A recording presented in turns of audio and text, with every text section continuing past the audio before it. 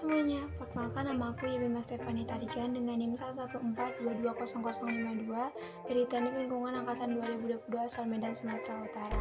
Di sini saya akan menjelaskan mengenai geomorfologi lingkungan, praktikum geomorfologi acara ke-10. Nah, yang pertama yang akan kita bahas yaitu bentuk lahannya. Nah, ini di depan ini merupakan peta bentuk lahan. Menurut Raja dalam jurnal Mekara Teknologi tahun 2010, bentuk lahan yang terdapat di Kabupaten Kebumen adalah bentuk lahan asal proses struktural, bentuk lahan asal proses denudasional, bentuk lahan asal proses fluvial, bentuk lahan asal proses marin, dan bentuk lahan asal proses karst. Namun, dalam peta bentuk lahan yang kita lihat itu, yang ada itu hanya bentuk lahan asal proses struktural dan juga bentuk lahan asal proses fluvial. Nah, yang bentuk lahan asal proses struktural itu tuh ditandain dengan warna ungu, baik ungu yang tua, yang tebal, ataupun yang tipis. Dan bentuk lahan asal proses fluvial itu ditandain dengan warna biru muda. Nah, dataran banjir itu merupakan bentuk lahan asal proses fluvial yang ditandai dengan warna biru muda, dan yang warna ungu itu kan bentuk lahan asal proses struktural. Nah, ini itu terdapat perbukitan sinkline, lembah antiklin, dan lembah sinkline. Wilayah Kebumen itu masih banyak terdapat singkapan batuan dengan topografi yang berbukit. Nah, waktu air hujannya jatuh pada permukaan, sebagian besar itu akan menjadi aliran permukaan dengan tingkat kecepatan dan debit air yang tinggi. Nah, karena semakin lama, bentuk lahan tersebut akan mengalami pengikisan karena adanya tenaga fluvial sehingga terbentuk bentuk lahan asal proses fluvial di kawasan Karangsambung. Nah, bentuk lahan asal proses fluvial itu kita lihat yang ini nih, warna biru muda. Selanjutnya yang akan kita bahas yaitu matriks geomorfologi. Yang pertama itu ada iklim. Nah, iklim itu merupakan iklim basah menurut klasifikasi Moore tahun 1933. Curah hujan rata-rata tahunannya itu 5480,104 mm per tahun. Nah, morfometri penutup lahan itu tuh dapat kita lihat dari itu penampang topografi hasil sayatan. Nah, hasil sayatan tersebut kita pindahkan ke sini. Nah, itu makanya kita dapat struktural, fluvial, struktural. Kemudian ada lembah, punggungan, homoklin. Selanjutnya yang ini itu kita dapat dari peta kemiringan lereng. Selanjutnya yang ini dari peta bentuk lahan. Nah, itu sebabnya ini ada bentukan seperti ini. Itu hasil dari sayatan. Nah, PL1, PL2 dan seterusnya itu dapat kita lihat di keterangan yang ini nih. PL1 itu kebun, PL2 itu sawah, PL3 itu permukiman, PL4 itu semak belukar, dan PL5 itu ladang. Selanjutnya, morfodinamik yang dapat kita lihat yang ini.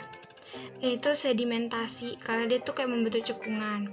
Yang ini tuh erosi, karena dari dia punggungan. Nah, kalau punggungan itu kan pasti bisa menyebabkan erosi ya, ini pengikisan dia ke sini atau ke sini.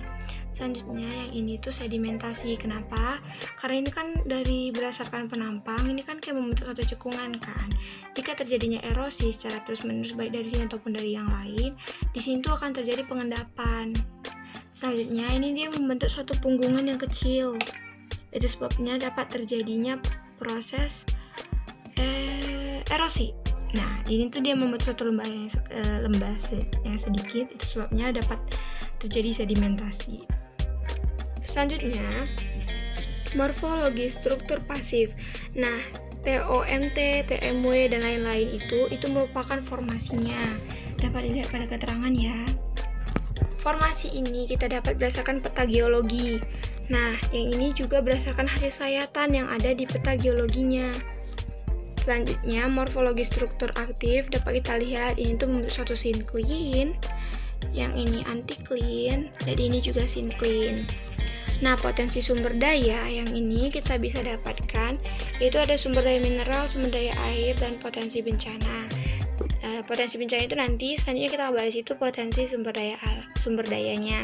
Yang pertama itu potensi sumber daya mineralnya, itu tuh ada tambang batu breksi, ada bahan bangunan, sesuai dengan formasinya. Jadi formasi ini nanti akan menunjukkan banyaknya batuan, tapi mana batuan yang pertama sekali disebutkan pada formasi tersebut, itulah yang merupakan batu yang utama. Nah, ini nih manfaatnya bisa dilihat di sini ya.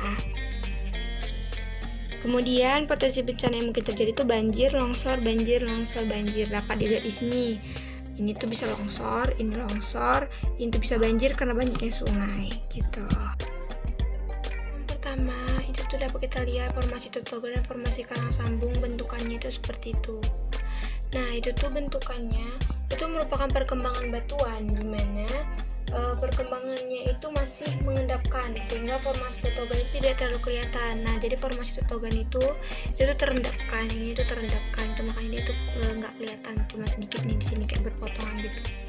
Selanjutnya yang ini nih, yang formasi penosogan dan formasi waturanda itu bentukannya ada zigzagan. Kenapa ada tanda zigzag? Karena hubungannya itu tidak kontinu, dimana rumpang waktu pengendapannya itu kayak terhenti gitu, kayak terendapkan, kemudian dalam jumlah waktu berapa lama baru terendapkan lagi, seperti itu.